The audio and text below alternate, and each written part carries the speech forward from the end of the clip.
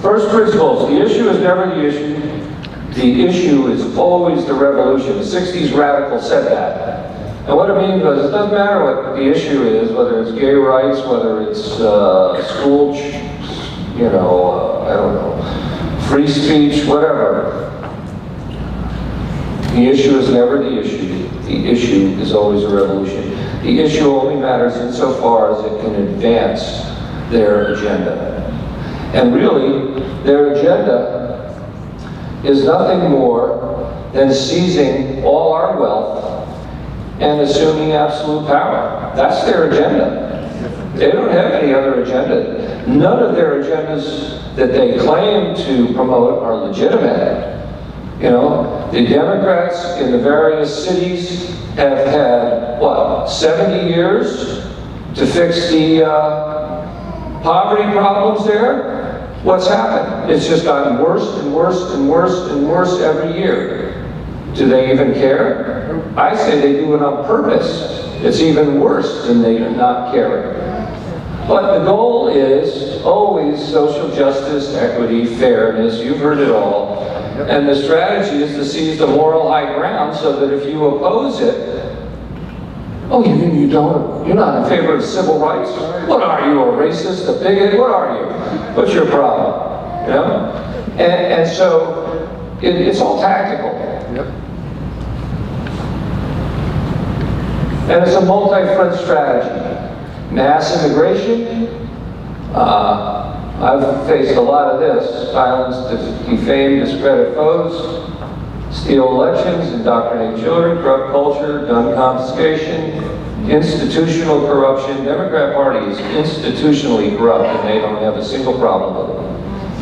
Violence, intimidation, and our money for them. It is a Cloward Piven strategy on steroids. Who hasn't heard of the Cloward Piven strategy? Well, so these two people, Francis Fox Piven and Richard Cloward, two socialists, they worked at Columbia University and they were sociology professors, but they were very well known in the radical left. And they wrote an article in 1965 or 66, I forget, called The Weight of the Poor, A Strategy to End Poverty. And their idea, the weight of the poor wasn't that the weight was a burden, the weight was the power of the poor. They wanted to mobilize the poor and use them to gain power. Now, how do they do that? Make them mad. Now, how do they decide to make them mad? Well, they tell them, they demand that they go out and get every welfare benefit they were entitled to, jam the welfare rolls, and state government budgets would just collapse. And not being able to get their welfare, and now heavily dependent on it, they would riot in the streets. That was the goal. They didn't want them to get welfare for their benefit. They wanted to get them welfare to destroy the system so they'd get really angry. Sound familiar? Yeah. And so, now this is a little bit later. Most of you know motor voter law, the motor voter law. Everybody familiar with that? They wrote it.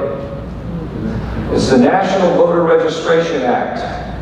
And it turns motor vehicle departments and state bureaucracies into basically voter registration drives for low-income voters. That's what it does. And in fact, some of these radical organizations like the ACLU and others sue the states when they don't rigorously enough follow that law. And rigorously enough means you basically chase people around to get them to register to vote. So, yeah, this was their second, and this is the reason the voter rolls are so screwed up.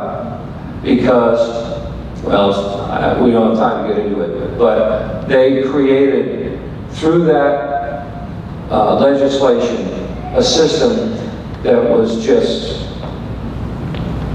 opened the doors for vote fraud. And it was challenged in court, and actually the state of Illinois, governor was a Republican at the time, challenged it, said it was an open door for vote fraud, and one young Barack Obama joined the defense team, and they were able to defeat the governor's lawsuit. So it became law. And here's some of the things they say. I mean, you can't get it better than when they lay out exactly what they want to do right in front of your eyes. By crisis, we mean a publicly visible disruption in some institutional sphere. Crises can occur spontaneously, e.g. riots, or as the intended result of tactics of demonstration and protest, which either generate institutional disruption or bring unrecognized disruption to public attention. Isn't that what's going on right now? Absolutely. This is Cloward and Piven on steroids. And this one gets me the most. This kind of mass influence is cumulative because benefits are continuous. Now, what do they mean by benefits? What they mean is that state and local governments are bleeding out. And it's beneficial to them, he says, once eligibility for basic food and rent grants is established, the drain on local resources persists indefinitely. So when you drive through a poor part of town and you see all those abandoned buildings and all those pothole roads and the police are nowhere and it's crime infested, think of that line from Cloward and Piven. The drain on local resources persists indefinitely. Benefits are continuous. They were trying to destroy our system by using our system against us. And it worked in New York City. New York City almost went bankrupt. And, but then they went on, they created the community organization ACORN.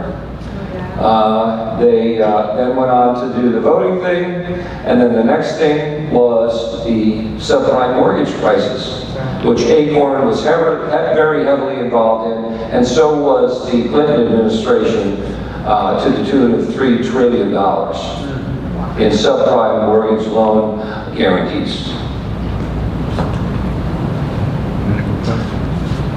So, well, this is just a little more detail.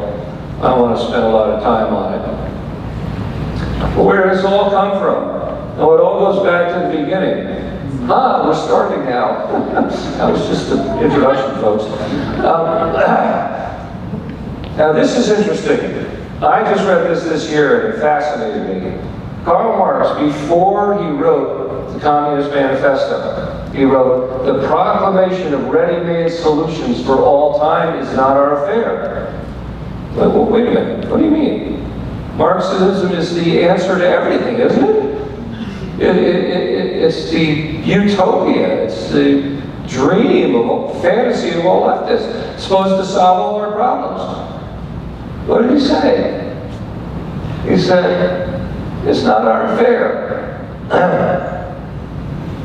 Their affair was the ruthless criticism of everything existing. Because that's what he said. That's what he says next. Ruthless criticism of everything existing. Keep that sentence in mind. Ruthless criticism. In the Communist Manifesto, he was more explicit. He said, we have to have an all-destroying revolution. And so as we found out since then, the communists are very good at destroying things. They're not very good at implementation after they destroy everything to come up with this great plan of utopia that they have fantasized about. Because it doesn't exist, can't exist, never will. So what they get is destruction, but they get absolute power, and then they find with the power, they can take as much money as they want, confiscate as much as they want, steal as much as they want, and they're happy with that.